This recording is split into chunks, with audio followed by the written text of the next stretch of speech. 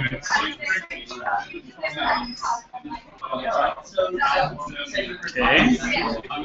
So it's live, is it? Camera. Microsoft. Let's try that camera. Then you just use the built-in one.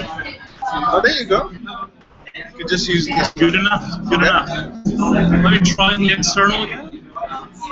Hello, everyone. Yeah, we're live. It's happening. Did you change lens? No, don't need to change the lens. We'll just keep the light a bit open. We can turn on the one at the screen. Yeah. And it's done. So I can just we've inject got the card at 4. And we've got streaming basically working. Oh, It's okay, it's okay. Okay, great. That's good. Okay. Don't take it off. Don't take it off. Here. Yeah. What's happening? Check it. There you go. We're on. We just need to get you back onto the Apple TV. Yeah, let me tweet the link out too. Excuse me? So I just connect to this. Apple TV. At some point. Somewhere I should be able to There we get go. Okay, that's a very disturbing background. Let me just change the background. Not because it's very distracting. this will be. Hang on. Where's the URL for the hand?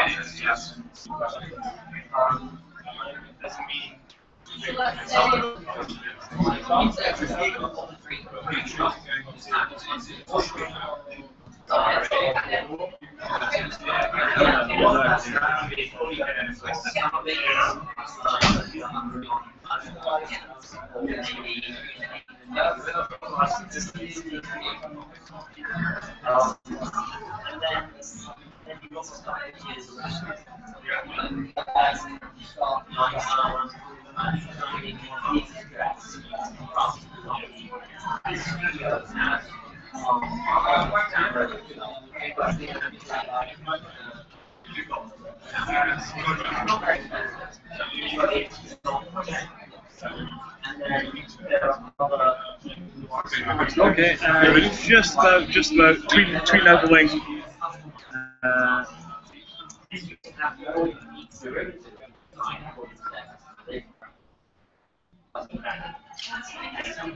Where the hell is this hash?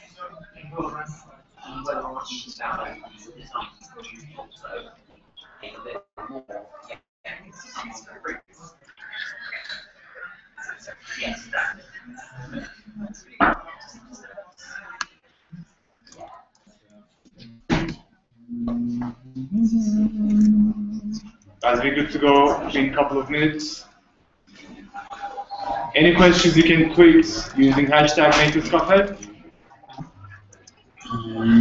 Push the up symbol.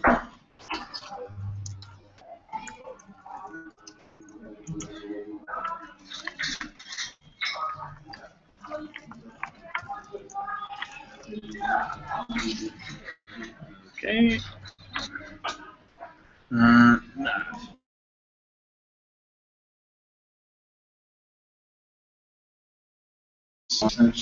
Right, so that's extended desktop. What do you want to do? Can we mirror? Mirror this one? Yeah. So we can do like this. Yeah. Look at that. Only now I can't see what I'm doing. Can we? There's no way to just mirror them? I'll just. Oh. Bloody AV. It's always problematic. We've just got live stream working, so you know it'll be archived on the internet and all that. Here we go. Okay, great nerd, fantastic.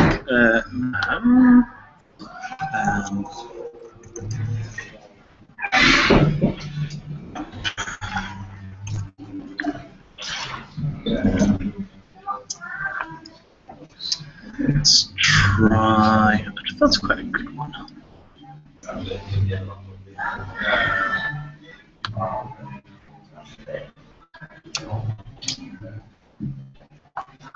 Right.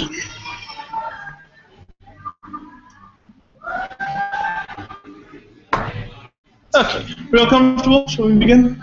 Could we turn maybe some more lights on at this end? Because the video will have a really hard time in darkness. Yeah, that's right. So I'm Vinny Gupta of a thing called the Hexer Project, and this is your video out there. It's a video that some random folks off the internet building a hex. The finish here will look like a small kind of conic hexagonal house, a kind of low wall, and then there'll be this kind of slanted roof. You can see they're monkeying around, and hundreds of hours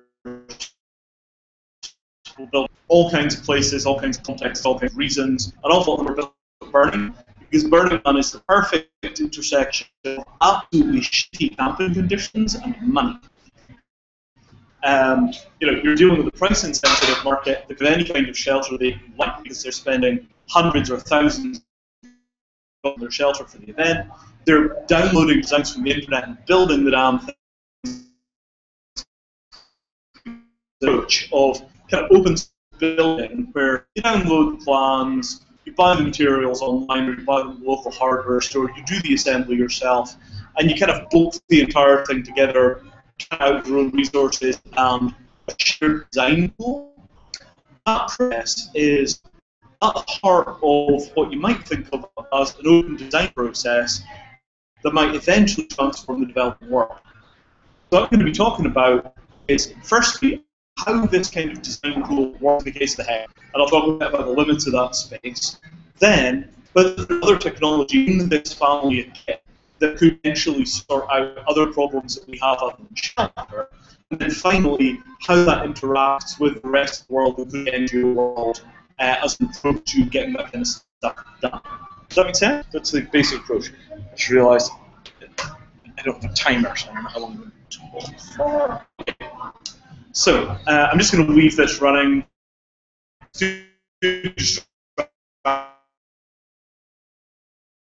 Invent a thing when some random person at a think tank says, hey, could you make a shelter for refugees that they could take down again and move with them on a truck? Prior question, about 5 or 6 years before that, without any waste. So the Hexer project has gotten to where it is through a series of questions, right?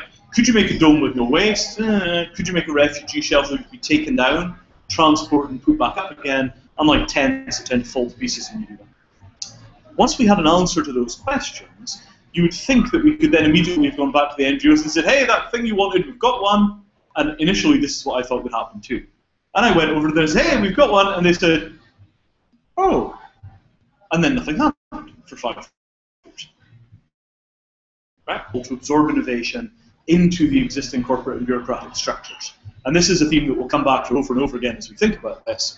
How do you get ideas which actually work in the field back through all the way to Geneva, which is kind of like the salmon spawning river for humanitarian innovation, and then back down all over the world. Right? You have to get to Geneva and then back out again. It's a really long way. So we start building these things at Burning Man for recreational purposes, but also because it's a very, very nice hard weather condition testing area. The weather is appalling, 100 and so, well, what is it, 40 degrees Celsius heat? 45, right? And lows of something like, what, 7? Sub-zero, really. Yeah, Wow. sometimes it's sub-zero. Actually Like, below you get freezing. stuff freezing out. That's horrible, right?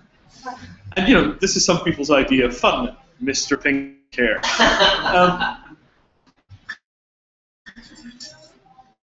So, as you can imagine, those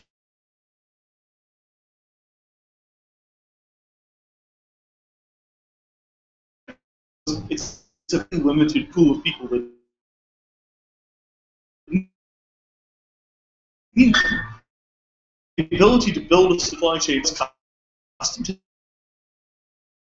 tailoring again, isn't it? Right? Appropriate jacket, you have to go buy one. Kind of make sense? Last year, we built on the order of 1,000 of these things. 4 or 5 small companies selling them. Huge investment of time and energy from a very broad spectrum of people building them. Right? There are something like 20 designs at this point from about 12 or 15 different designers. Big ones, small ones, funky folding ones.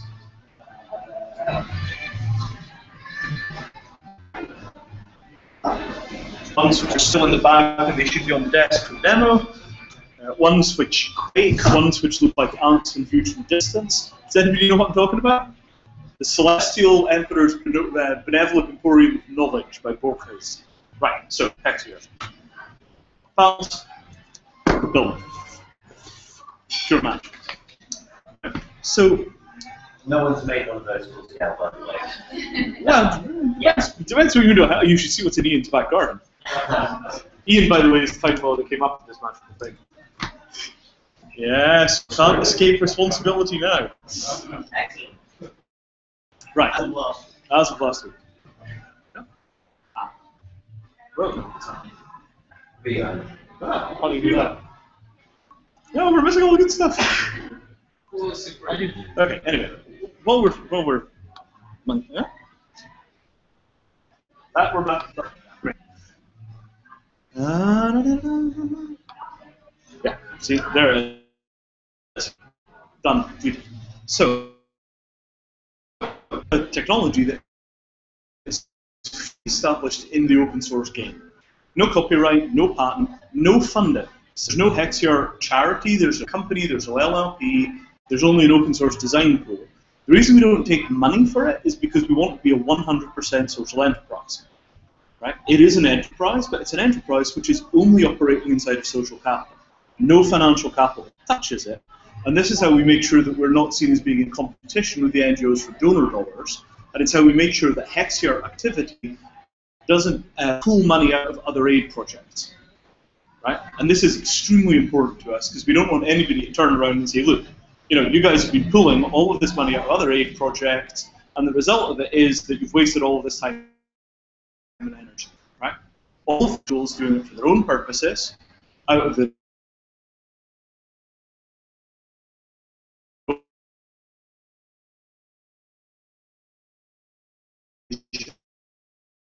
and back out again. Right? We went to workers, the universal response is it is too cheap and it lasts too long. Right? And the reason that this is an issue is that when you've got such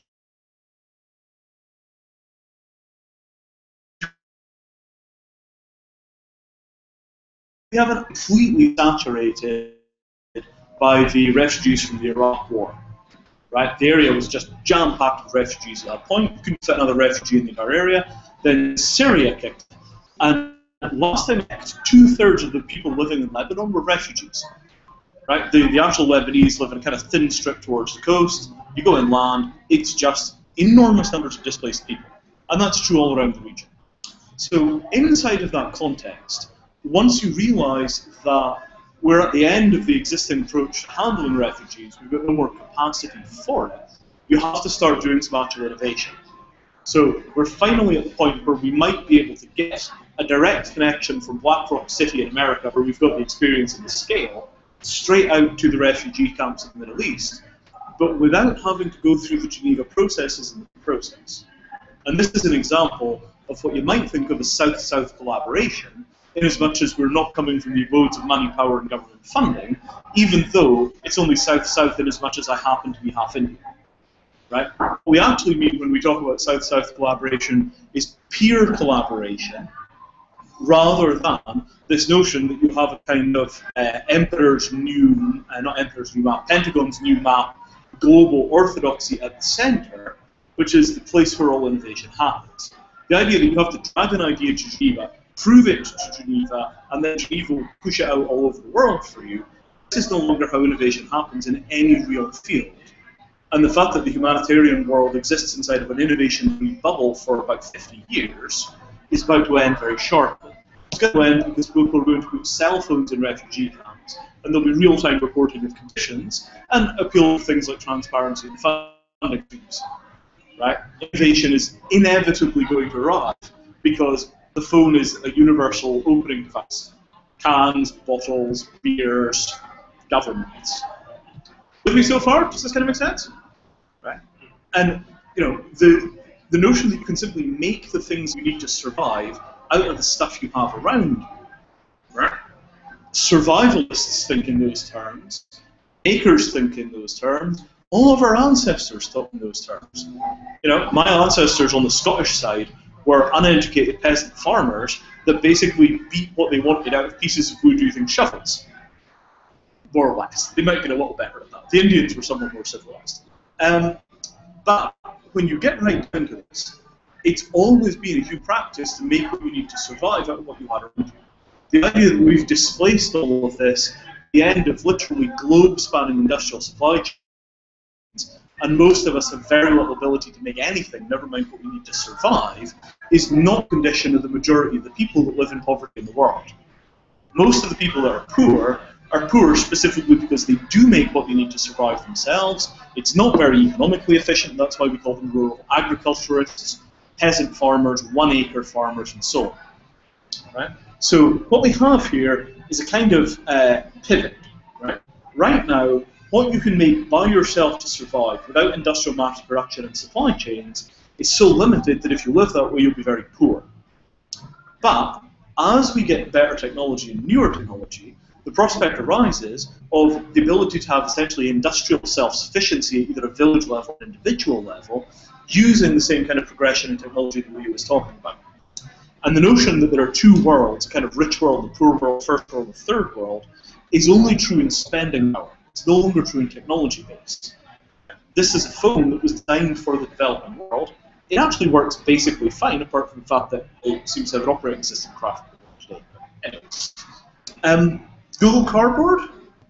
Anybody heard of it? A couple nodding heads. What? Google Cardboard. Oh, what? So Google Cardboard is, to my mind, the very spirit of technological leapfrogging. You take a cardboard made to fit your face like this, and two plastic lenses on little stalks, and then you take your smartphone and you slot it into the front, and it is ghetto virtual reality. Right? And it's not a joke. It works. I've been in it. Right? So virtual reality on smartphones, in villages, in thatched huts with mud brick walls, where they're farming using the same techniques they used 1,000 years ago. Within 2 years, might take as many as 5 in the areas that are slow moving. Right? Same thing with Bitcoin, Ethereum, phone-based clients, 3D connection to the distributed table, blockchain, right? And all of a sudden, you discover is you need only a very thin slice of hyper-modernity to connect you to the full weight of what we think of as the cloud. And this is a completely different model of the world from anything that we expect so far. So, if you take the peasant agriculturist lifestyle in the low-knowledge condition where they don't have access to university education or YouTube, and you drop in smartphones with all of the information about how to do new kinds of manufacturing, new kinds of thinking, new kinds of resourcing, the question is, what can you get out of that? How much can you transform what actually happens in the real world if you've got access to the physical infrastructure that would be typical of the $1 to $5 a day community with the knowledge infrastructure which is typical of the 21st century West? Do you see this notion of a fusion between this? Third world style material base, first world style knowledge base, what happens in that fusion? And the answer is, nobody really knows, but let me sketch out a couple of lines of possibility. There's an African charity called 1 Acre Fund. And 1 Acre Fund has a guy that comes around to your farm on a bicycle or a motorbike once every few weeks for a year. And you pay him something like $100 for privilege, and at the end of that, your harvest has doubled. And from the additional money, you pay the man back the money that it cost him to come out and visit you, plus a little extra. Right? It's basically a microcredit institution. They're doubling the agriculture using techniques like teaching people how to plant maize properly. Typical maize practice is you plant maize 6 inches apart, you make a 6-inch deep hole, and each hole you put your seeds. And the result of this is the maize grows terribly overcrowded, and the theory is one for the ground, one for the birds, one for you, but the practice is maize is growing all over itself and just doesn't work. It's possible this is because they've got access to better maize seeds than their ancestors did. It's also possible that it just never worked. New practice, 9-inch apart, 9-inch deep, 1 seed per hole, 50% more maize. Right? In a single intervention, which is clearly something that you can learn off YouTube. Uncle, see this video? Yeah, what about it? This is how they plant maize. We're not trying it. But can we try in a corner? Okay, fine, whatever. Get out of my hair. Right? Okay, next year, boom, problem solved. Biosand filters. Bucket, concrete bucket, plastic bucket, any kind of bucket-like thing. Alternating layers of sand and gravel. Into the top, you pour water, it filters very slowly through and comes out. After a while, you get a nice big thick layer of evil-looking pond scum on top. And the evil-looking pond scum is made of aggressive biology, which basically takes all the nutrients out of the water and eats anything that goes by that looks weak. And most of the things which make human beings ill are very weak when they're outside of the body. They're not designed for high temperatures, low temperatures. They're not designed for direct attack by aggressive protozoa. These things are pretty tough. So what comes out at the end of that pipe is, generally speaking, very close to apathogenic. Very, very little survives that process because the nutrients get stripped out, most of the bugs get eaten, and then the rest of them tend to die as they make their way through the dark, cold, nutrient-poor residual area of the filter. How much does it cost to make a filter like that if you've got a couple of old plastic buckets or some cement? Afternoon's worth of work, right? And I'm sure there are good ways of doing it and bad ways of doing it for local materials and all this thing, but as long as the filtration rate is about right, the filter will function. So it's pretty easy to test whether you have it right or wrong. The water comes through too fast, failed filter. So breakthrough in agriculture, breakthrough in water. Have you guys seen gasification stoves?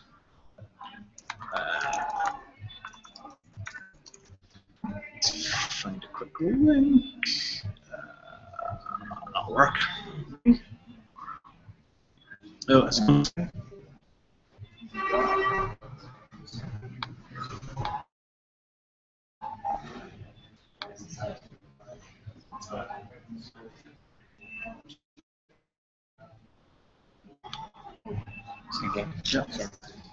Anyway, so a gasification stove is a super efficient wood-burning stove that hobbyists are making at home out of options.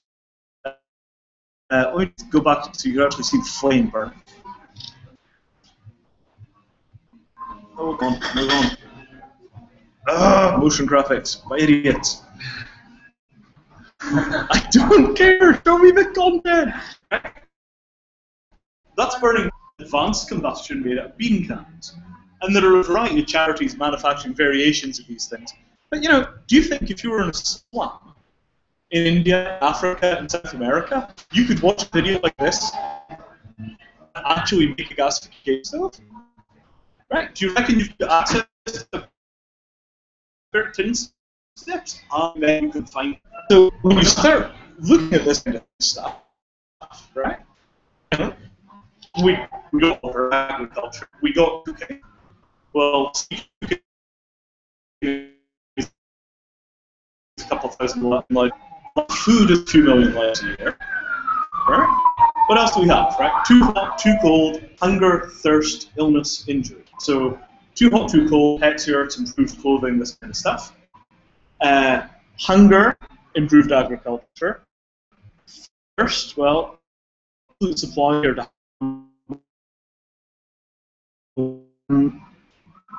let's see. just find you one more stove video.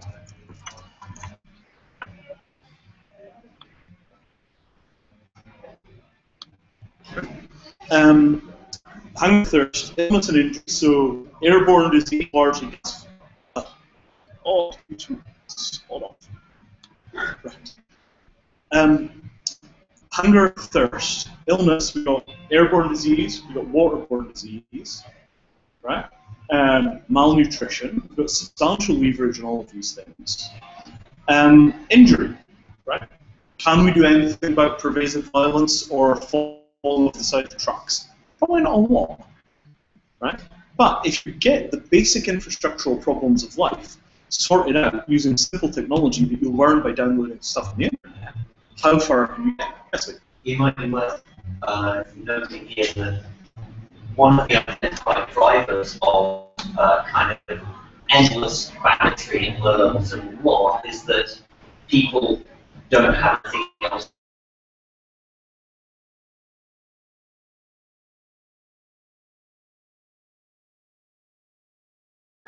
Yes.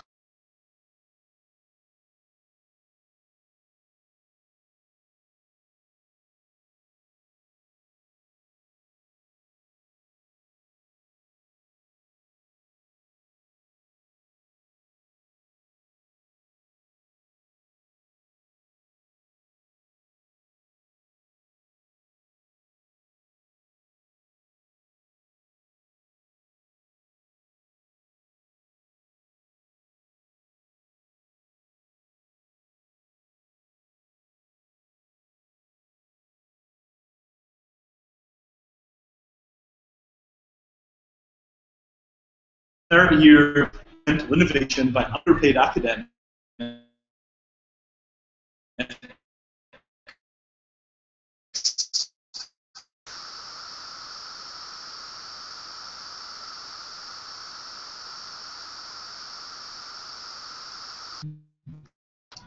together, which is this of blocking most of the worst consequences of poverty. Right? Somewhere between 6 and 10 basic technologies which are manufacturable with material or industrial supply chain materials like sheet metal anywhere in the world, usually by hand. And if you technology is not going to stay static, because these things will make them, they'll tinker with them, they'll make new ones, the designs will evolve, you'll get regional variations, and what will come out of that is a completely new ecology of people living.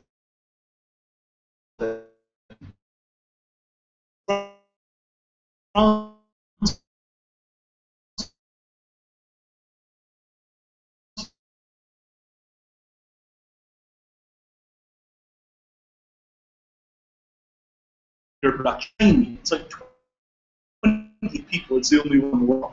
Shelter Center in June, I think 30 people have moved out there. And there are like,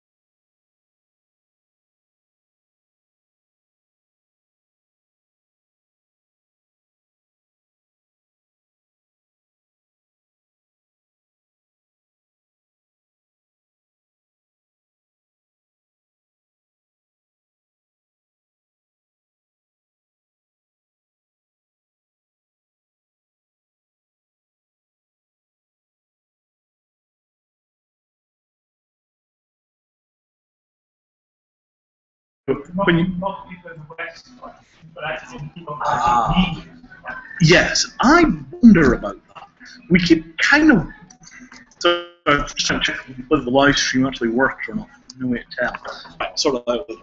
So I don't know really whether there is any way to organize that many people with that little money. Right? There is speculation about using things like Bitcoin, but when you're dealing with people whose primary kind of microeconomy runs in just cold hard cash and not much of it, getting 1 billion people to put $1 a year into a bucket, which would be the obvious solution to this, it's very hard to imagine how you'd actually implement that, right? But again, you take something like this and you start talking about Bitcoin. If somebody was out there doing kind of Bitcoin Gandhi thing, right, then you could potentially have very large numbers of poor people using efficient micropayment mechanisms to pool money into enormous technical juggernauts that could actually go out there and implement some solutions. 1 acre fund, yes. Yeah. So basically, you have like a finance structure, so you don't actually have the money. You say, I will buy this thing with money I'm borrowing. Yes. I'll pay money back with money I'm selling. Yeah. I mean, it's definitely possible. The other side of this is that most of the stuff that is titled appropriate technology is just shit. Right? It's really, 10 years ago they went out there with improved stoves, and the improved stoves were actually not that good. A bunch of new research on wood fires that shows that carefully tended wood fires are much better than the vast majority of improved stoves. I would say that it's only now that we're beginning to see gasification stoves that are actually better than wood fires still tended by skilled people within the last 5 years. So when there was NGO money pushing these technologies, albeit tiny little chunks of it, people always had a tendency to over-promise and under-deliver. Oh, it's completely amazing, just give us more funding. You take it out, the locals are just like, yeah, this is kind of smoky, and the feedback tends to get broken in the loop because you don't have a direct connection between the funder and the consumer. Yeah, exactly. So you wind up without the necessary connection between the engineering and the finance to produce high-quality innovation. Whether that would change if we had a kind of Kickstarter-style approach to this, hard to know. Also, because people typically want to find something really Kickstarter projects work best for geeks who actually get something geeky again. Yes. Rather than fans of something geeky. Well, so if we had a logistical solution that would actually allow us to put this stuff directly in the field, I think that could work very well. I mean, imagine if we had a Kickstarter in, say, I don't know, Cairo for shade drones. Shade drones. Jay's working on this thing. We have a drone that flies between you and the sun, and it provides you with an umbrella of shade. Really crazy ideas that come up with the side and don't compromise stuff I've worked well. Often it does, but not right now. I mean, I've had to think about it. It's technically fairly doable. You and Leo should have to talk about it. Do you see that notion that you would need some kind of distribution network for the physical objects? Per language group, per city might work well in urban areas. I mean, I suppose the bottom line is somebody's going to try it, right? There's going to be some Nigerian kid with a light shed and a design for something that's going to look at Kickstarter and say, why don't we have one in Nigeria? Let's actually try and build this. So, entity management, the way they're rolling out across India, that would obviously be a template if that worked, because they pay themselves. Absolutely. I did a project that got about 90,000.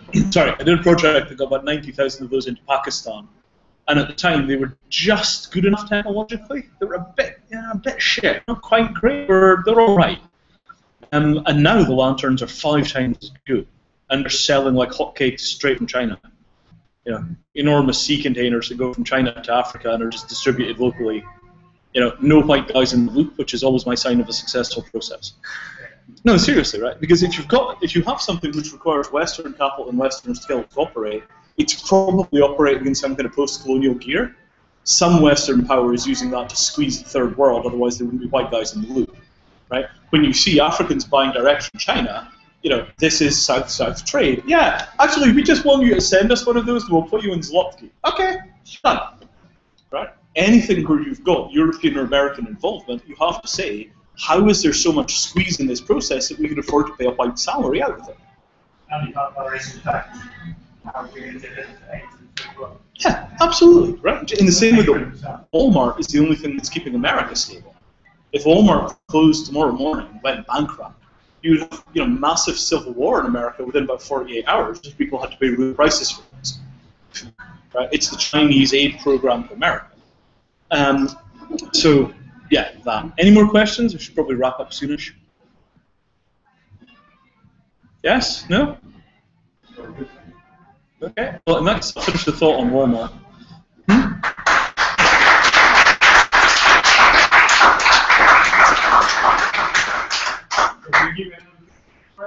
Yeah, let me just finish the thought on Walmart and we can disperse. So, the thing about China is that it's doing the industrial age mass production better than anybody else is in an epic way. So, if you're a peasant farmer, you need access to industrial materials for things like sheet metal. There's just no way around it. You might also want high-tech artifacts. So instead of regasifications, instead of a biosand filter, you might want something like a Sawyer filter, which is basically chemical analysis technology. In that kind of situation, by the way, they're cheap, $20. In that situation, the question is, do you then wind up with a feudal relationship where China is extracting natural resources, doing the manufacturing, and then selling these people back producing goods in the process? Or do you wind up with something like an egalitarian balance of power where you actually set fair prices? And this is almost entirely dependent on whether the West prevents China actually putting military boots on the ground in Africa. So the way that the English manipulated trade with India was they went in, they invaded, they set the prices in a way that was preferential to the UK, and then they ran trade on a slope like this using gunboats. And anytime anybody asked for fair prices that the Chinese did, they just invaded the hell out of them and bombed them. So if China and Africa wind up trading on a level playing field because the Chinese don't have military power there, you could actually imagine quite a nice partnership between Chinese industrial production and African natural resource extraction. Same applies to South America. But if the Chinese begin to be able to set the prices using military force, you wind up with the second round of colonialism, which will be vastly more vicious than what happened in the European colonialisms because of modern technology and Chinese culture. So I watch that quite carefully. My hope is that Western interventionism to stop the spread of Chinese power in Africa will actually result in Chinese getting a fair price, the Africans getting a fair price from the Chinese. This is really, really dark politics, but this is what we worry about. Thank you. Thank you.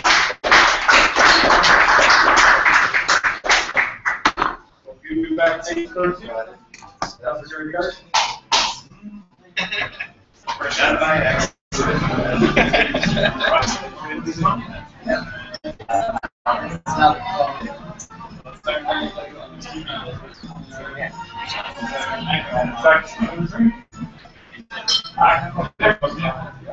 I'm just copying that up.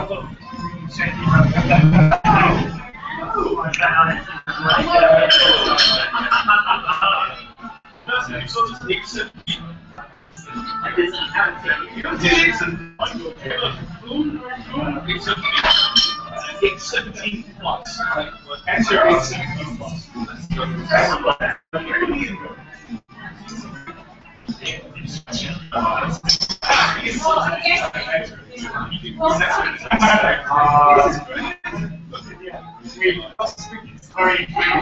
He's missing.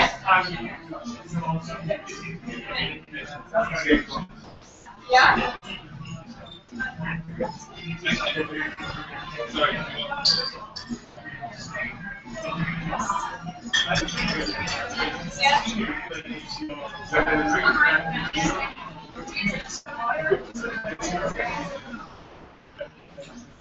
I'll go get a water.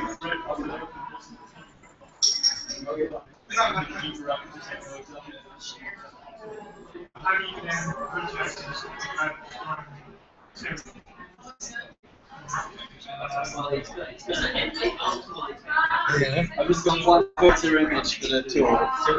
So if we can switch off the screen. I thought actually could send it. So it's just one image on Twitter, so you should be able to find it fairly easily. Okay, and after that you can actually switch off the screen so people don't get distracted if you don't want to. That's what I mean, if we can switch off the screensaver so it's just got that one image just behind me whilst I'm talking. Yeah, it's just that unfortunately the screensaver just kicks if nothing is kind of moving around on the screen. Right. That's why because it's not the screensaver from here, that's the Apple TV screensaver. So it takes over and all that YouTube thing that you see that's coming out from here. Right. So that's our problem. Alright, yeah, just switch it off after. Okay, so basically switch it on at the end. I'll tell you what. Turn on. Is it at the beginning you want to have that Twitter image or later on? To be honest, just put it on at the end. On the end. Okay. Yeah, because it's just got my contact details. What's your name?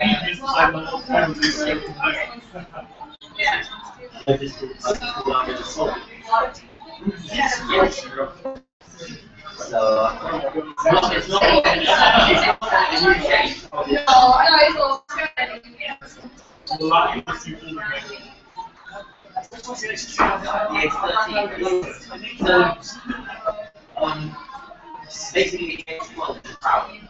But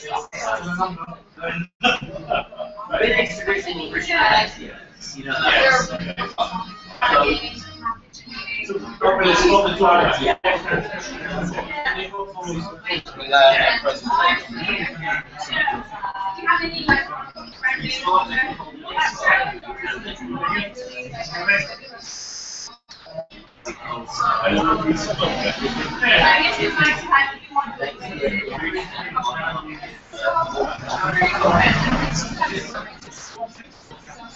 Yeah. I guess that's why.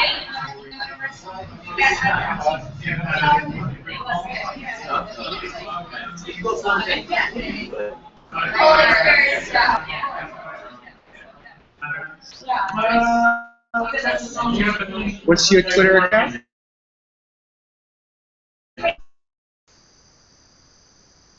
BJ JAY Cousins.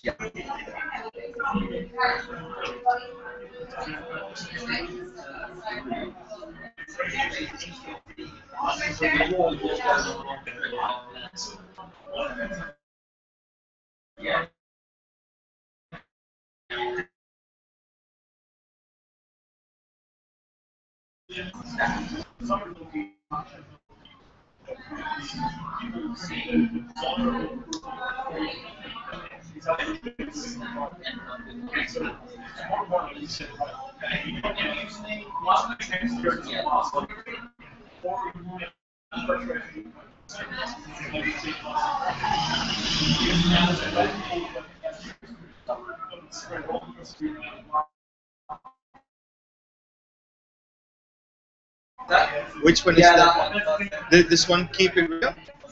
Is it the one which says keep it real? No, No, not this one? that's This one, okay. Yeah. Cool. I'll just download this picture. I'll download this picture. Drag it.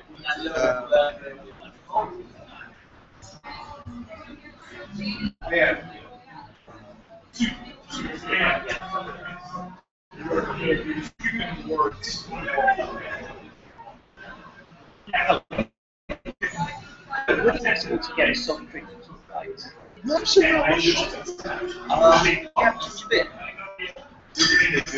gonna grab it for you 1 second. You're most welcome, sir.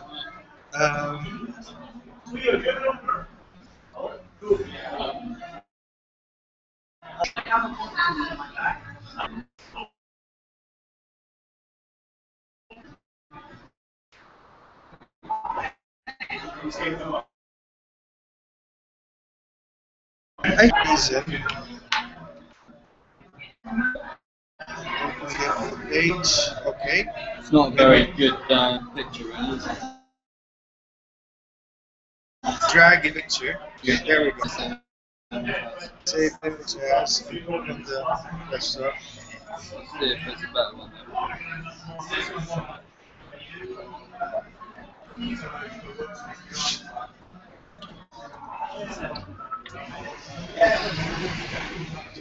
And then that's the photographer. Then it will do. It works perfect.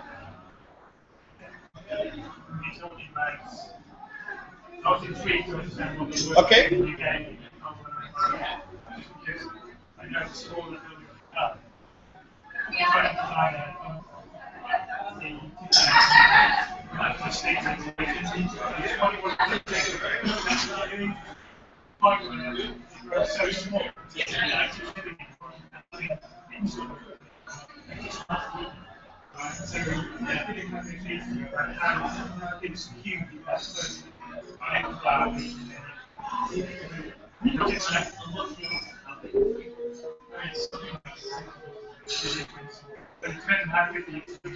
Oh, right, yes.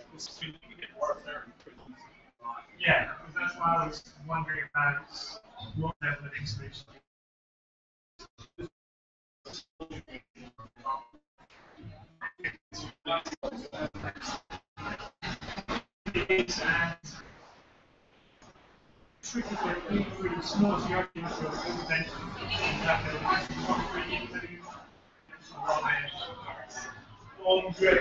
Thank you very much. So, I think I designed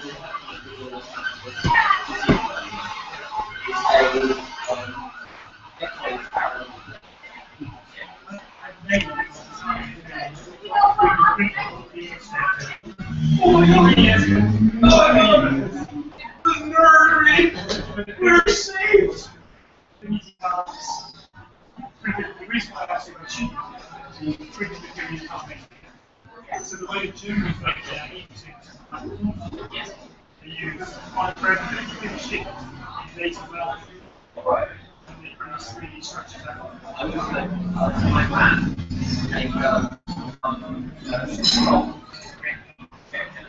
so you get a long roll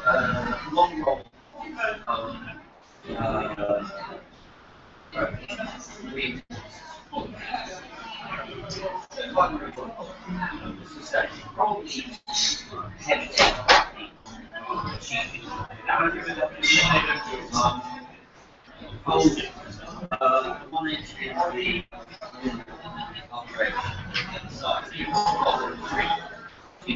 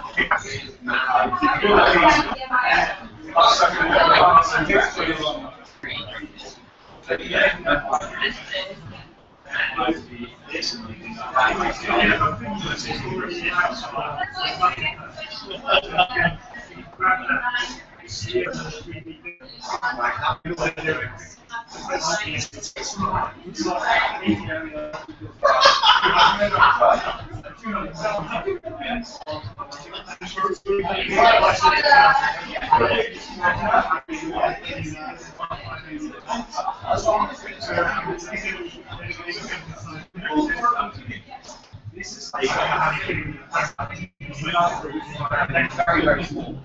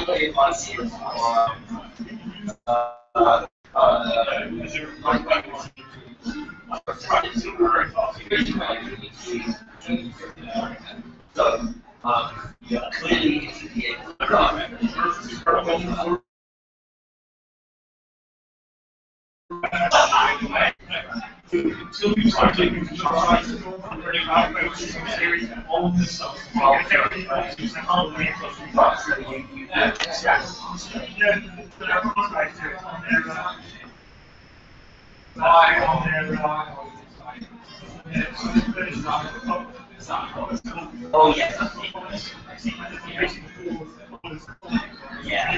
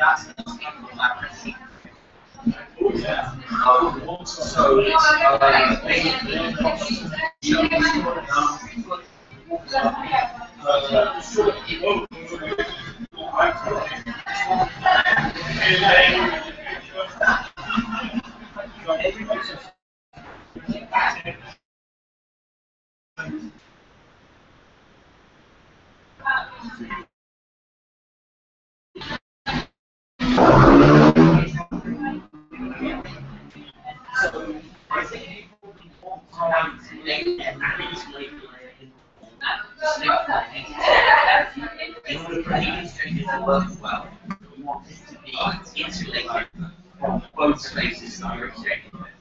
Otherwise, one or other of your fluid flows. Yes, equally in process, but yeah, and it's not really doing it. But if you use the same material you can use it to make walls. To also make a heating chamber by, say, taking one of the left panels, drilling it on the ends of the honey, and then having a pair of these together or that type of plug on the closed cell, and do short channels in it, plug long enough to join together to make the box easy like that. So just exactly that is so that the air is all going through one of the cells around the short down to bypass the parent cell back to the next one. Yeah.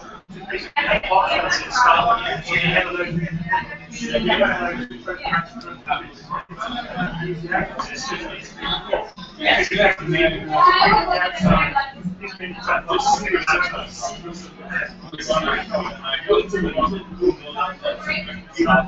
This week,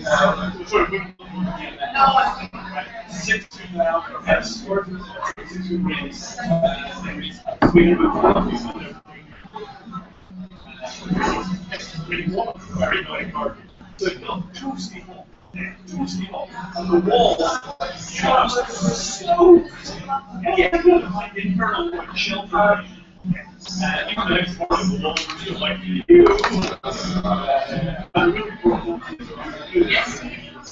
Yes, because he was lucky but he like you could export this moisture that he's in. So is it that we use a instead of the you can just cut the channel most of the way through.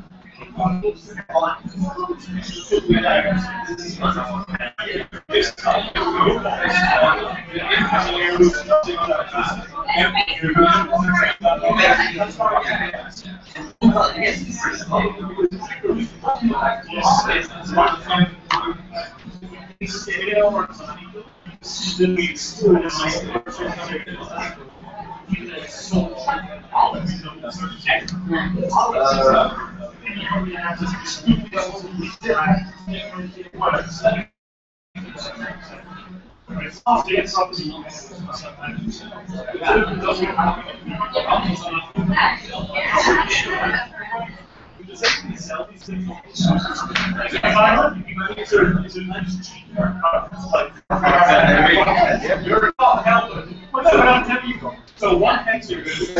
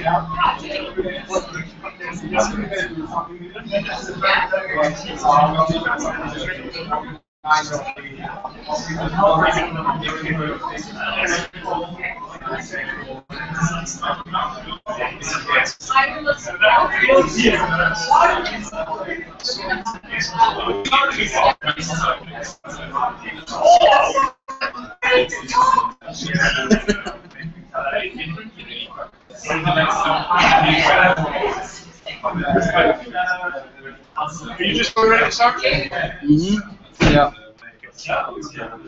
So we have 35 minutes to take. Forget the SD card.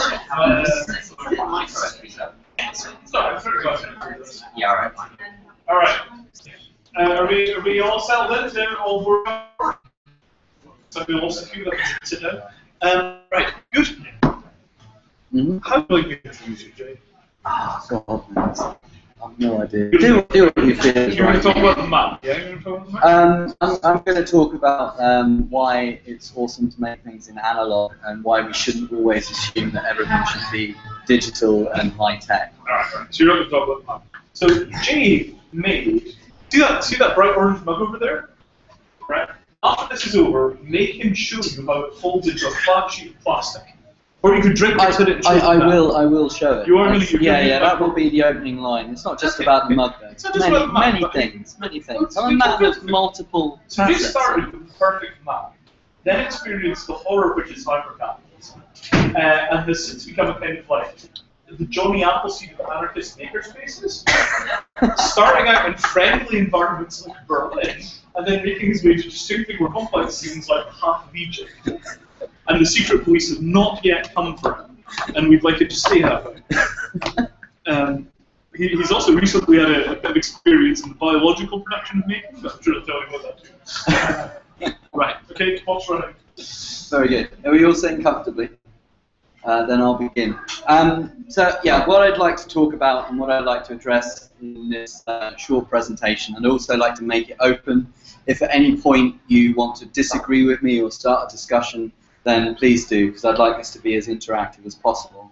Because really at the root of most of what I do is about creating opportunities for dialogue and engagement, whether it's dialogue with the world around us, that we're actually engaging with it and saying, okay, maybe you could be different, Mr. Wall or Mr. Cup or Mr. Human Being, or whether we can actually create opportunities for people to connect and get to know one another as human beings and look at what they could do together and what they can make together. So I'm going to begin with this little cup, which folds completely flat.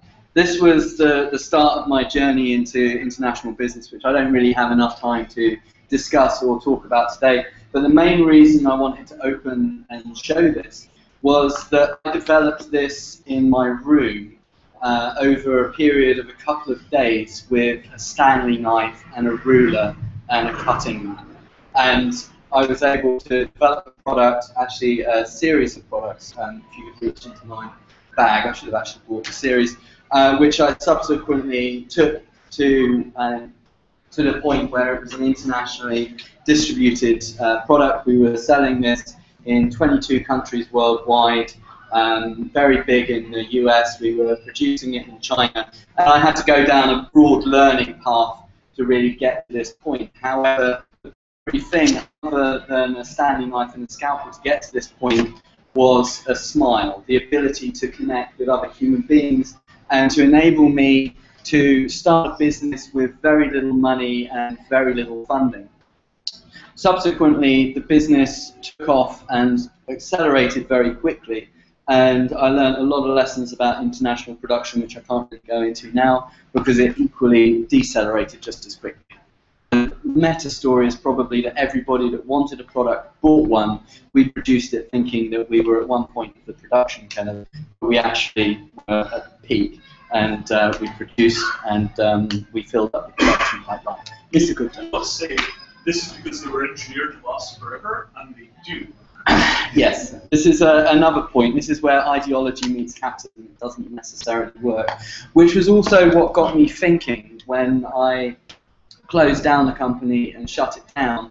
I reflected on the business that I created, and in that reflection I realized that actually by being the bottleneck, by owning intellectual property, having patents, and managing the business and profiting from the business, I also created a prison for myself where I was the person that everybody relied upon. I was Oricaso boy for 7 years, and I started to question, how do we actually create products? How do we put things into the world without necessarily owning intellectual property and without going down this control paradigm route? How do we produce things anarchically? And how do we create spaces that enable this production and exploration?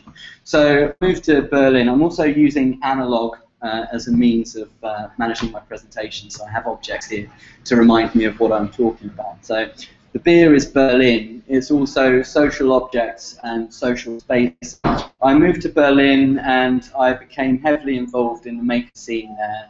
I began co-organising maker events within the community, and it very quickly got out of hand. Just by doing something, anything, you very quickly find other doers and other people that are interested, especially in Berlin. It has what I call a frictionless environment for collaboration. You have a beer with somebody, and before you know it, you're doing an event with them, or you're creating a space with them, or you're creating a product with them, to the point where it actually gets out of hand very quickly.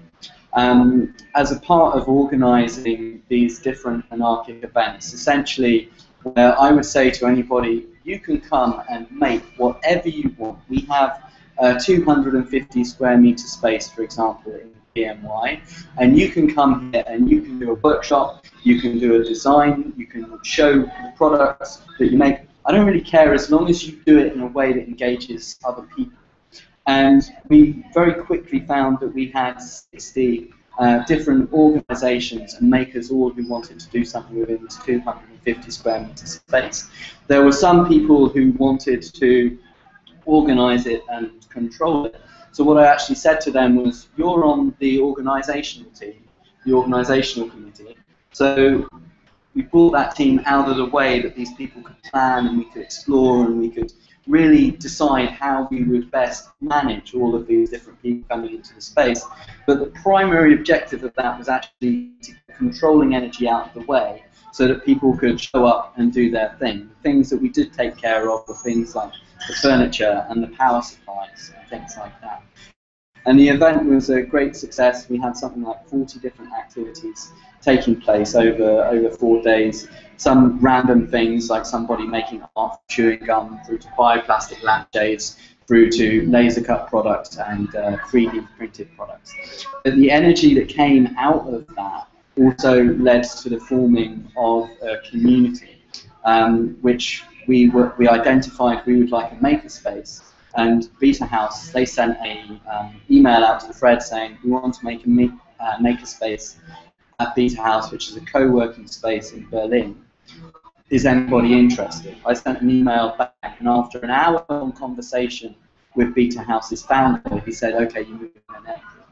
We moved in April to an empty room with nothing available to us at all.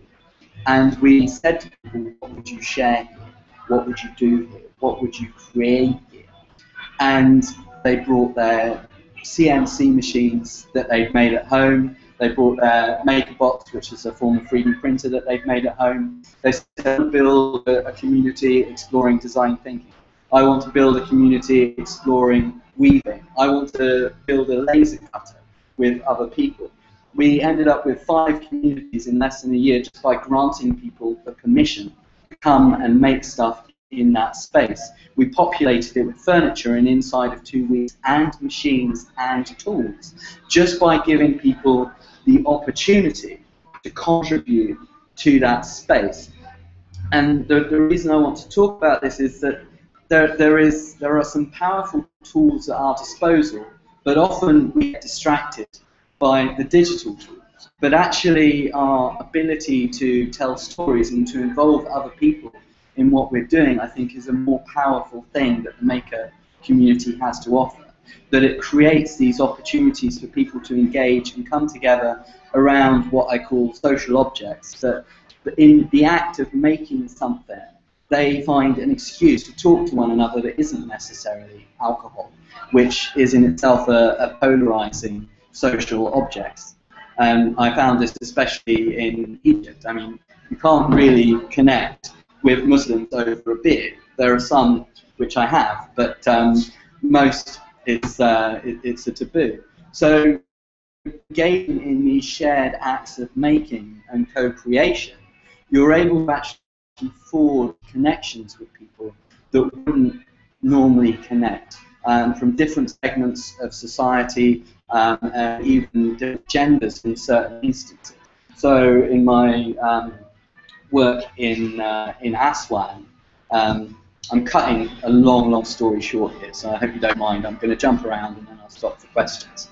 But eventually I found myself in Aswan working with a community which was, at its core, very conservative. And on the island that I was working, you have men and women that don't even talk to one another at weddings. You go to the wedding and there is a very strong separation within that community. And also within that community, whilst there are very strong family bonds and tight social connections that we can learn a lot from, at the same time there wasn't a sharing of ideas and a sharing of knowledge and passion about what they might want to do. So I did a very simple low-tech intervention, which is what I call a this is an real-world augmented reality social media tool. This was a piece of paper that I invited them to stick on themselves, discussing what they would like to share with one another and what they needed to help make their project a success. And these communities, all of the people in the room knew one another, but this was the first time they'd actually communicated clearly what they needed from each other. One woman needed a camera to start a small project, and she was pursuing a funding route. She spent 7 months trying to get funding for one camera, and it was offered by somebody else in the room. And this was just one story. They connected over different things and different instances. And sometimes it's just about that. It's about that simple connection, that real-world connection. And this real-world connection is something I think we actually hide behind social media. It can be something which is a powerful tool. But I've been in geek spaces within Berlin where people have been trying to design apps that allow them to find interesting people to have conversations with. This is absurd. It's obscene. Just go and fucking talk to people. Excuse my language. But it's all too easy, and that's not just at extremes. I think we're all guilty of this, that we are, to a degree, we hide behind our technology, and we're almost running away from our own humanity and our own human capabilities. And this is why I think it's really important to keep it real and keep it analog. I'm now going to come back to the boat, because this is a little learning also from my time in Aswan. I was living on a small island. And one of the things I observed was this was a community without any social media at all. And the structures that they didn't have actually made them stronger as a society. They didn't have care homes where they could put their disabled or their elderly. You would see them all sat around on the streets talking to one another, and the disabled within the community, I don't know what the correct political term is, so you'll have to excuse me if I'm getting it wrong, but within the community had appropriate roles where they had work within the community that was suitable for them, and everybody engaged with them as equal. And valued them and embraced them. And I felt this was really important, but also these continuous conversations actually made it very interesting for the dissemination of knowledge. When you talk about YouTube, this is one means and a digital means. But in a community that didn't have access to YouTube, I showed them how to make a putt-putt boat. It's a lot more complicated than this. It's actually a small boat which is propelled by a candle connected to a little envelope filled with water that produces steam and makes it go pop, pop, pop, pop, pop, and goes along the Nile. And having showed 1 or 2 children in the village how to make this pop, pop boat, 2 weeks later I went into the little local shop to get some more material, some cans of Coke, that I could produce some more of these for a workshop. And the guy behind the counter said, pop, pop. And he put a piece of paper on the desk that had a diagram on it of how to make one of these things. We should not underestimate just the power of desire and the will to share. These are things that we rediscovered with social media, but these are not necessarily things that are alien within these so-called developing communities. It's just things that we've forgotten ourselves, to talk to one another and share things with one another in the real world. And that's the exciting thing about spaces like this and other makerspaces, is that they create this context where people can come together and make stuff together and learn together.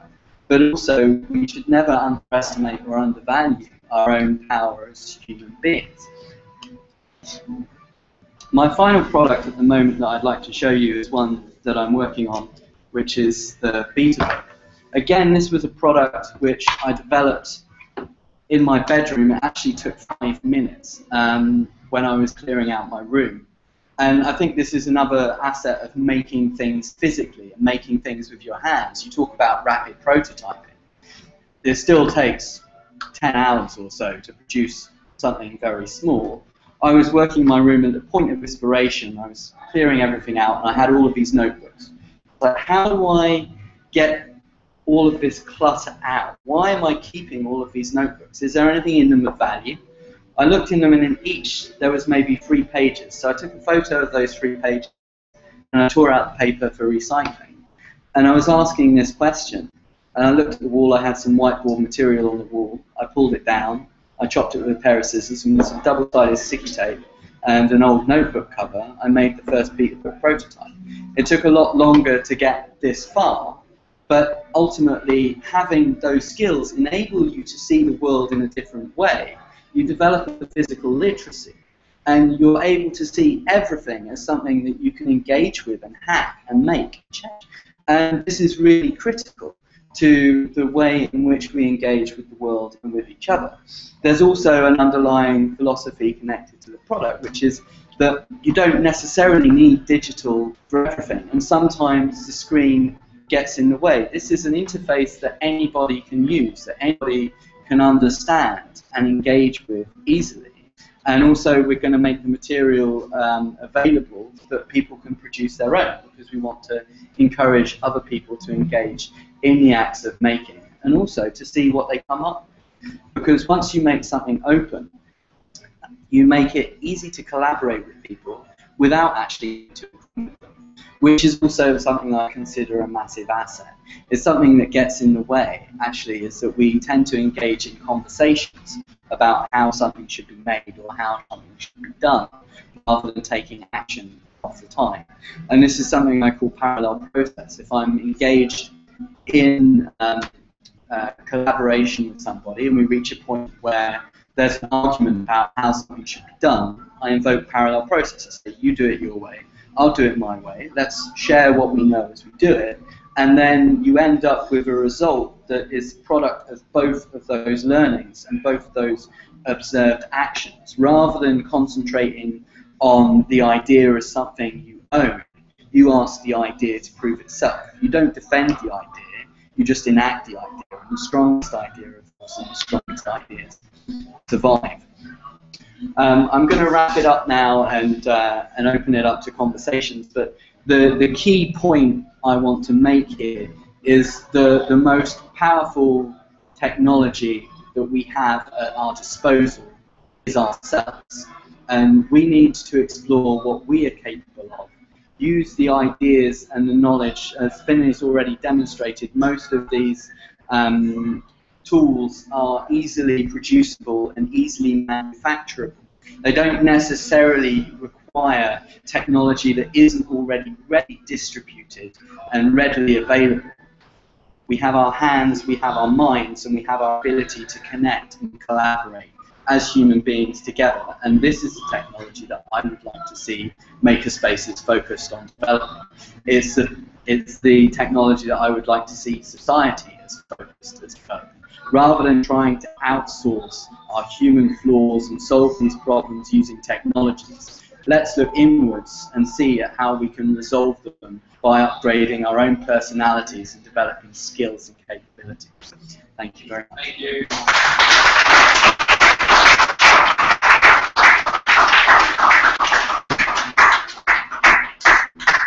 And finally, if anybody wants one of these, we're launching on Kickstarter before October the 1st, so please come and sign up with. What's it called? Peterbook. Peterbook. It's peterbook.co. So, any questions? Yeah. So you talk about the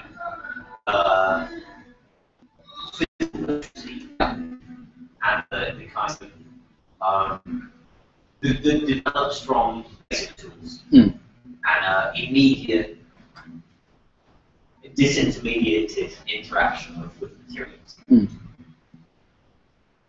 is it possible to resolve the tension between developing those skills that give you kind of the power to craft things on one hand, and developing the mastery of quite highly abstracted, digitally mediated skills like CAD or computational architecture type techniques that allow you to make these complex things that could never be crafted? Like, they're both powerful, they're both useful, they both seem to have their place, and we're doomed to have a kind of either or.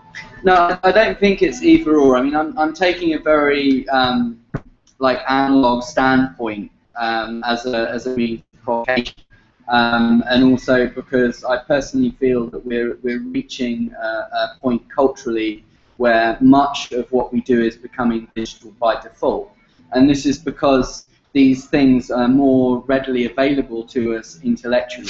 3D printing, laser cutting, or apps and mobile apps for Africa, etc., are becoming kind of the dominant cultural meme. So they're in the paper every day, so when people think about solutions, those are the solutions that we default to. It's an availability bias.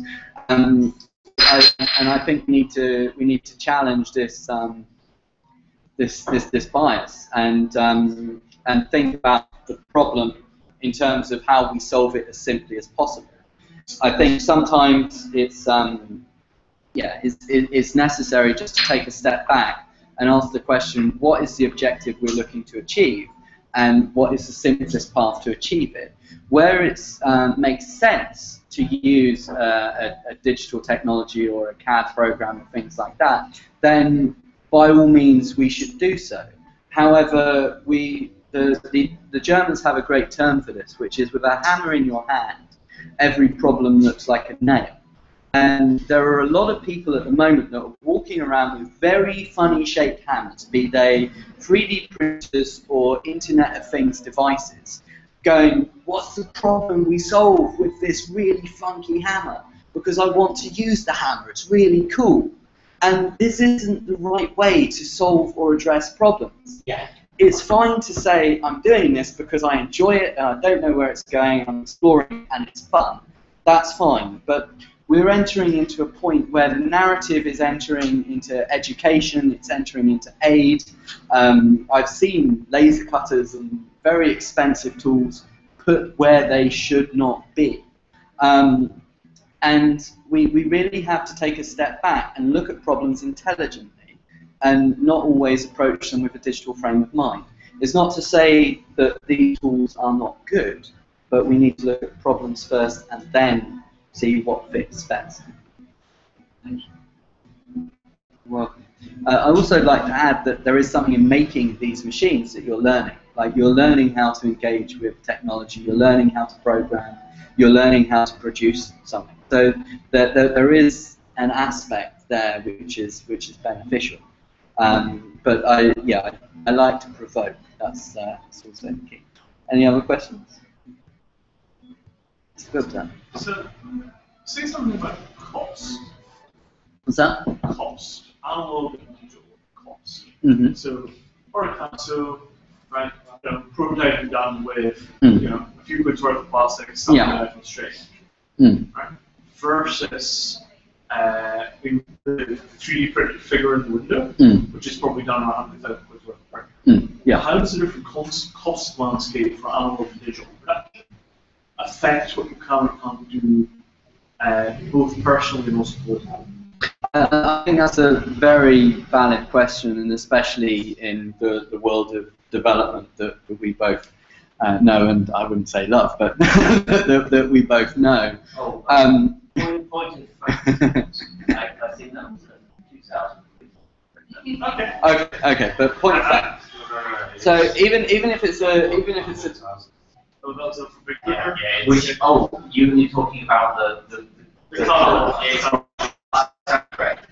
But even if it's a €2,000 printer, okay, in the markets you're operating within, that's, for example, 20,000 Egyptian pound printer, which is beyond the economic capabilities of the kind of people that we're looking to empower and enable. If you teach somebody to produce a product, or even if they invent a product on that machine, what they also learn is that they need to have that machine or access to that machine in order to replicate a business based on. Take that and contrast it with a drill or a Stanley knife or a pair of metal cutters that they can get in their local shop. And that's before you even get into the logistics of how you get this bloody machine from Europe or from wherever. You need to be connected to somebody who's middle class, affluent, and generally travelling around in order to bring it back to your country before you even have the money to get it. So I think there's some fundamental differences there in terms of scaling. And it's a difference of ease of accessibility and accessibility of price point, and almost near inaccessibility and an accessibility of price point. I'm maybe exaggerating a little bit, but it's a different scale of engagement that you're looking at. So I think I have a slightly different angle. So, say that you can raise funds, Fab or $50,000, $100,000 worth of. So usually that comes with a set of political riders about what you're expected to do. Should be for education, shouldn't make too much noise. You're certainly not going to see kids hop running cars inside the Fab Lab. So what I'm interested in is the way in which the fundraising process politically, culturally, artistically, creatively constrains the potential of the machine itself. Yeah, that's another point, definitely. And that is also a dangerous kind of paradigm. It also means that it's not going to spread more outside of that climate. And in certain instances, in certain places where you're dealing, there is even a political threat potentially to establishing existing markets. Because in Egypt, for example, 30% of businesses are actually owned by the military. So you don't want to be messing around in their kind of areas. I mean, they're dealing with free labour and unlikely to be able to compete, but it's a different situation. But yeah, it's a fundamental difference of engagement.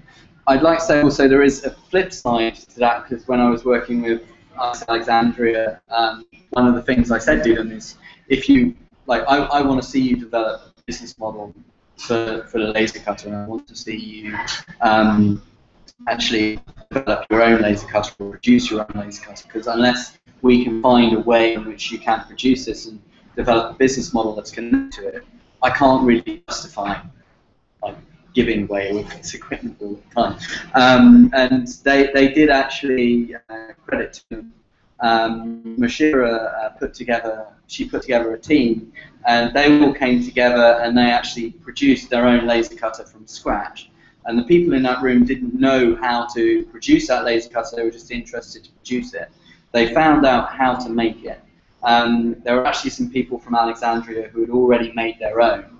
They showed up, but they were encouraged to take a step back by IceAlex, in order that the people developing their own could go through the process of thinking and learning. So they're stood over in the corner just on hand in case there's any questions, looking at the people going, they're addressing exactly the same questions as we addressed. They're going through exactly the same process. And this is really interesting to observe. And they're making a backpack laser cutter specifically to take out into rural communities to see how they would use that laser cutter and what they would do with it. Now that kind of action I can endorse, because they're taking ownership of the production of the means of production, and they're making it accessible at a locally accessible price point using readily available regional parts. That makes sense. But the present paradigm doesn't really cover that. And I'm skeptical to a degree as to whether something will come out that's proven useful. But credit to them, they are exploring that, and they are doing it, and they're passionate, and they've learned a hell of a lot in the process. And that kind of thing I support. Makes a lot. Yeah. Can you talk about the process of products together where they're at? Yeah, I mean, from personal, I mean, the pros are from a consumer perspective and an environmental perspective. As somebody that buys something that doesn't wear out, it's great. I can have something that lasts forever. I have good personal relationship with. And from an environmental perspective, I don't need to throw it away. However, it is produced using recycled materials. So should I need to recycle it, I can do so. The concept from a business perspective, and this is also an interesting paradigm that we're now entering into, in that normally what happens is businesses design products that last forever, no, that don't last forever, in order that they can make businesses and organizations last forever. Things like Kickstarter now actually enable making in a different perspective. So it's possible to do something I call lifeline businesses, whereby you come together as an organization, you raise the demand in advance of production, so you know exactly how much is needed. And charming. and yeah, and then you're in a situation where you know exactly how much you have to produce. So there's no waste. You know how much you're going to profit by if you're aiming to profit, and then you produce a product that lasts forever. This is what Kickstarter actually enables, and this is what I would like to see it used more for, is that it can actually change the conventional paradigm of production. And then after you've done that, profited from it, you can move on to the next thing. And you can kill the business. The business shouldn't last forever, the product should. But Kickstarter is used as a cool active source for the commercial companies. They find things which are interesting, and they go into direction more quickly than the people that run Kickstarter. Saturate the market. And people can you give me an instance of that happening already? Because I'm curious. I haven't, like, it's a 30-day window that Kickstarter uses, and I'd be surprised if somebody could actually get a product to market in that window successfully. The whole plethora of Bluetooth-enabled the concept there really enabled the commercial product coming out before the Kickstarter product, before the Kickstarter rewards became available. So before delivery? Before delivery, yes. So what the companies were doing was actually seeing things which they were using it as an avenue to find things that people wanted to buy, and then producing much more quickly and much more effectively than the companies which were particularly open to Kickstarter. So there's some interesting kind of shifts that could happen there. I mean, for one, like if you do the Kickstarter campaign, then you know exactly how big your market is, and as an innovator, you can still profit from that. And it's not necessarily, it's like if you're exploring an open source model or even a Mayfly business model, maybe you don't want all of the future earnings. You just want enough for your invention and to be rewarded. And I know how much it costs to go down the patenting route, the intellectual property route, and establish a business in international markets. It's a heck of a lot of work. And it might be that we actually reach a point whereby, as a marketplace, let's say I put a product on Kickstarter, and that product subsequently gets copied before I'm ready to release. I'm actually in a position where I can actually, if I can buy it cheaply enough, or I can take that market to the organization that's producing it, I don't even need to bother with the production because I own the market and they've already paid me. So potentially, like you can hack and change this system in its entirety. And as an inventor, that's really exciting. I don't necessarily want or need a longevity business. I don't want to be earning billions and billions of dollars or even millions. I just want enough to get by and live and raise my kid. And that's, as Vinay mentioned, is on the way. And that's what's important to me, is that I'm creatively free. I don't necessarily want to exist in this paradigm of greed and ownership. It's not my bag. I have a question. What time span do you see this revolution take place of the new technology and people being able to produce their and consume their own made goods? This is already happening. It's already present. Mass scale, so to speak. So that really taking over mass production. Do you see that happening? Or? I'm not necessarily into taking over mass production. Actually, the thing I think that's interesting with things like Kickstarter is that actually they enable either batch production or one-off mass production funds. So it changes the way in which you can engage with the marketplace. There already exists a mass production infrastructure globally that we can tap into. I don't think we necessarily need to reinvent that. pardon me, and I certainly don't think that we necessarily should. What we can do, however, is we can engage with local manufacturing. We can also, so with the Beat book, for example, we're producing in Germany, and we're using local or German bookbinders to produce the product. So it also ensures that we can deliver a product which isn't only kind of well designed and designed to last, it's also a product which we know is ethically sourced and ethically produced. And this is the other thing that this paradigm changes. It changes your relationship with the market. You're engaged with the consumer from the very beginning, and it's the consumer's decision to say, okay, this is something I want to get behind, this is something that I want and that I want to support. And I don't necessarily want to be buying things. I mean, this doesn't apply to everybody, but if you market segment like myself, I don't like to buy things which I know contribute to somebody else having a shit life or environmental destruction. For me, that doesn't sit well. So being able to invest in a product in advance that I know just enough products are produced, and that I can specify where it's produced or understand where it's produced and how it's made before I order it, then that also changes our relationship with manufacturing from one where the market is actually a proactive element rather than a passive consumer. Yep. Society encourages people to be consumers. Do you see that everyone, do you feel that everyone should be makers, and how can society? I think there's two elements to that. I think it's important to have or possess some physical literacy to understand how you can engage with the things that you have. As this is almost an aspect of being human that's being forgotten, and it's a skill that should be developed. It needn't be necessarily origami, it can be whatever suits you. I mean, but even the act of cooking is still an act in which you're engaged in hacking and changing and making and the act of production. It's more about engaging physically within your environment. I think that there is also this potentially a dangerous paradigm where everybody is just producing more shit in their own homes. And I don't think this is really a healthy thing. I think we should all take up gardening, to be honest. This would be something which was really socially valuable and that we regularly need to consume.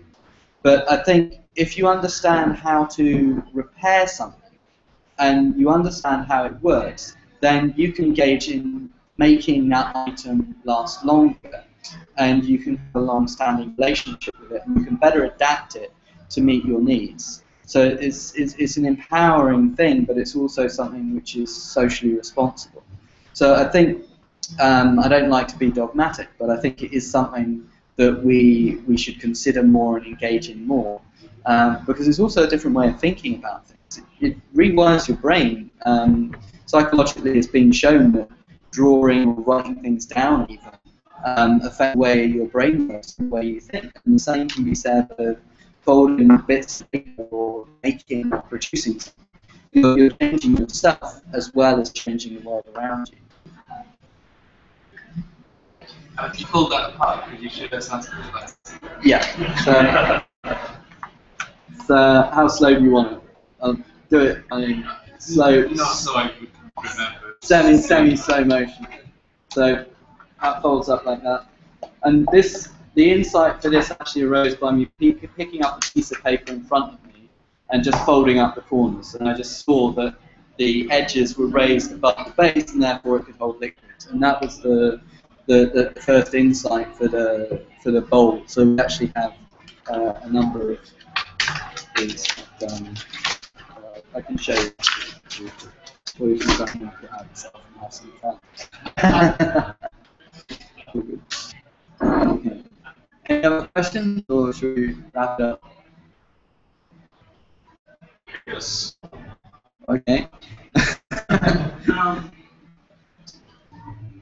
So you go back pre-Second World War.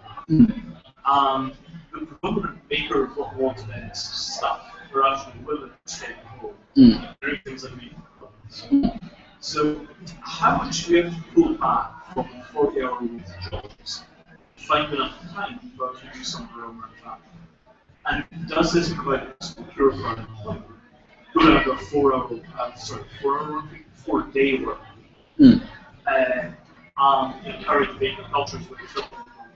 Is there something there in the general social policy there? I'd like to see it. I mean, it would be a really good. I mean, it would also be a good thing. I mean, one of the things I've thought about and pondered about is working towards what I call labour obsolescence. So how we actually make ourselves redundant in terms of the basic provision for our human needs, and how we co-design or co-create a society that works that. But that's on the extreme end of it. But the fact that we have large-scale unemployment, it would make more sense to have job sharing and more people at home working less hours a week so that they can freely innovate and contribute something to society. Making is one aspect. There's a picture in my mind of like, "Ma, your clothes fit beautifully. You must be unemployed." Yeah, I think it's certainly something worth exploring, and I think there's also something very good, sir. That's good to see. And there's also something empowering about the act of making and the act of producing something. You get that satisfaction of knowing that you can somehow affect the world around you, and that you have some strength in that knowledge. So I think it's also potentially good for building confidence as well. But I also think generally, yeah, I'm totally for the 4-day work week and de-stressing and unbusyness. I think at the moment people don't have enough time to think, and this is a fundamental problem with society, is there isn't enough time to reflect and relax and explore and continue to learn, because we shouldn't stop learning when we leave school. It's stupid. Anything else, or? Good. Okay. Thanks very much for your time.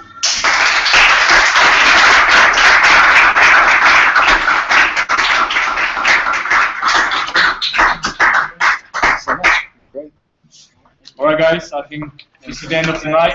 If you're gonna stay over, we got more drinks. Otherwise, you can ask any questions over Twitter using hashtag #MakersCafe. Otherwise, I will see you in the next one. Yeah. Thank you so much. Don't forget to sign up for the beta book if you want. Thank you guys. Brilliant. Yeah, loved it. What's that? Yeah, exactly. Some fresh air. Yeah. No, I'm now based in Scarborough at the moment, so I've just moved here, so my wife is in there.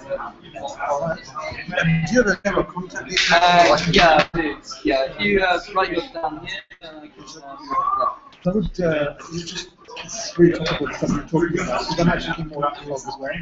Yeah. And there's a couple of specific things I'm looking at, education-based stuff, a whole bunch of stuff about getting kids to learn. I'm just, to be honest, I just need to get rid of some of you. It's actually running an innovation company, which is a corporate kid. But if you got me an email on that, on that email address, I'd love to hook up with you and just explain what you're doing. It's very small scale, but it's just, I'm struggling right now to find somebody who resonates with me on the way you do, which is more about an analog intervention rather than talking digital. Yeah, and this is why I kind of took such a strong stance. I think it's actually for me, it's not the way to actually look at it. It's doing something because it's cool. Oh yeah, just actually, this is how most of society is. Stop broadcasting.